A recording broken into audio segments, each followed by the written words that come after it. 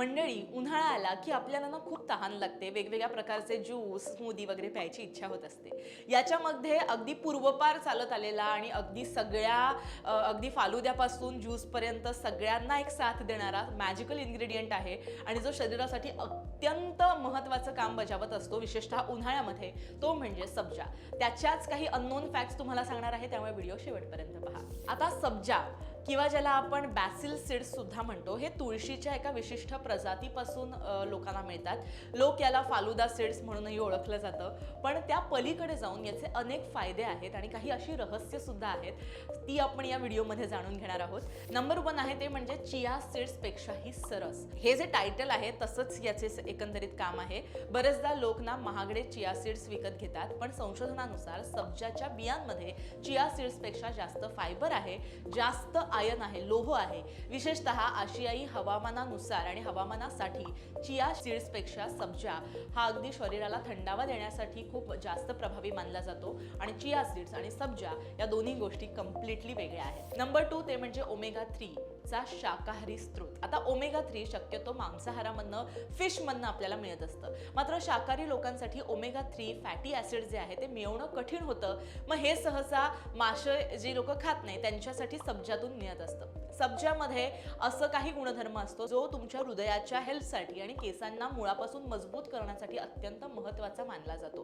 त्यामुळे सब्जा हा नक्की तुमच्या एकंदरीत दैनंदिन या उन्हाळ्यामध्ये असलाच पाहिजे, उन्हाळ्याच्या दिवसांमध्ये असला पाहिजे. तिसरं म्हणजे रक्तातली साखर नियंत्रणात ठेवतो.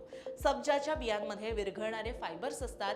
जेव्हा तुम्ही जेवणापूर्वी किंवा जेवणासोबत भिजवलेला सब्जा खाता, तेव्हा तो जेवणातलं कार्बोहायड्रेटचं ग्लुकोजमध्ये रूपांतर होण्याची प्रक्रिया जी आहे ती मंदावतो आणि यामुळे रक्तातली जी साखर आहे ती एकदम वाढत नाही, स्पाइक होत नाही. नंबर 4 ते म्हणजे शरीराचा नैसर्गिक इन्सुलेशन थर. आता सब्जा भिजवल्यानंतर त्याच्या भोवती एक पांढरट अशी जेली तयार होते, जी आपल्याला माहिती आहे. ती पोटात गेल्यावरती एक असा संरक्षण थर जो आहे तो निर्माण करते, जो थर केवळ ऍसिडिटी पासून आपल्याला वाचवत नाही, तर अन्नातील विषारी घटक म्हणजे टॉक्सिन्स जे आहेत ना ते शोषून घेतो आणि ते शरीराबाहेर टाकायला सुद्धा मदत करत असतो. नंबर 5 आहे ते म्हणजे हाडांच्या मजबूतीसाठी वरदान. आता कॅल्शियम आणि मॅग्नेशियम खूप कमी लोकांना माहिती आहे. सब्जामध्ये कॅल्शियम आणि मॅग्नेशियम मोठ्या प्रमाणात असतं.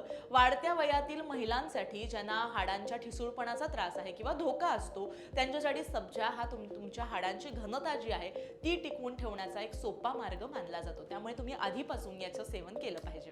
6वं आहे नैसर्गिक माउथ फ्रेशनर. आता सब्जाच्या बियांमध्ये ना बॅक्टेरिया विरोधी लढण्याचा गुणधर्म आहे. जर तुम्हाला तोंडाची दुर्गंधी किंवा हिरड्यांचं इन्फेक्शन असे सगळे प्रॉब्लेम्स असतील तर सब्जाचं पाणी काही वेळ तोंडात धरून ठेवा किंवा त्याचं नियमित सेवन केलं तरी तुमची ओरल हेल्थ सुधारते. त्यामुळे खऱ्या अर्थाने तो एक माउथ फ्रेशनरचं काम करत असतो. सब्जाचे जे प्रकार आहेत आणि सब्जाचा जो परिणाम आहे तो इतका मोठा आहे, कारण एक क्विक टिप सुद्धा तुम्हाला द्यायची आहे की सब्जाच्या बियांमध्ये चिया सीड्स पेक्षा जास्त फायबर असतं, जे मी तुम्हाला सुरुवातीलाच म्हटलं.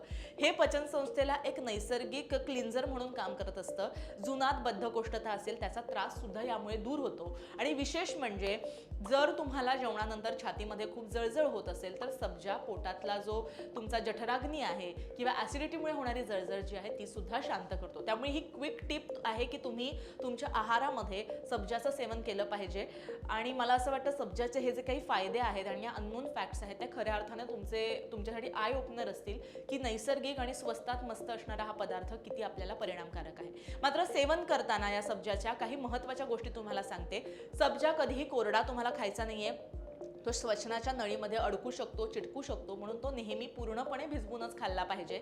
आता हे भिजवण्याचं प्रमाण कसं असलं पाहिजे, तर 1 चमचा सब्जा, 1 चमचा त्याच्यामध्ये पाणी टाका. अवघ्या 15 मिनिटांमध्ये तो फुलतो आणि आकारानं दुप्पट होतो. अशा प्रकारचा सब्जा तुम्ही सेवन करायचा आहे. आता सब्जा खाण्याची योग्य वेळ काय, तर उन्हाळ्यात सकाळी रिकाम्या पोटी किंवा दुपारी जेवणानंतर याचं तुम्ही सेवन करू शकता. मात्र भरपूर पाणी सुद्धा ते प्या, कारण यामध्ये फायबर असतं. ते पोटामध्ये जर तसंच राहिलं किंवा जर आपण खूप कमी पाणी प्यायलं तर बद्धकोष्ठता होऊ शकते.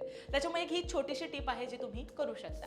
बाकी तसं बघायला गेलं तर सब्जा खूप सेफ मानला जातो आणि सब्जाला अनन्यसाधारण महत्त्व अगदी अनादी काळापासून आहे आणि ते अजूनपर्यंत चालत आलेलं आहे. त्यामुळे हा सब्जा तुमच्या आहारामध्ये नक्की ऍड करा. उन्हाळ्यामध्ये एकदम थंडगार आणि गारेगार शरीर ठेवायचं असेल तर सब्जा तुमच्या एकंदरीतच दिनचर्येचा एक भाग करून घ्या. बाकी हा व्हिडिओ तुम्हाला कसा वाटला मला नक्की सांगा आणि लोकमत सखीवरती असंच प्रेम करत राहा.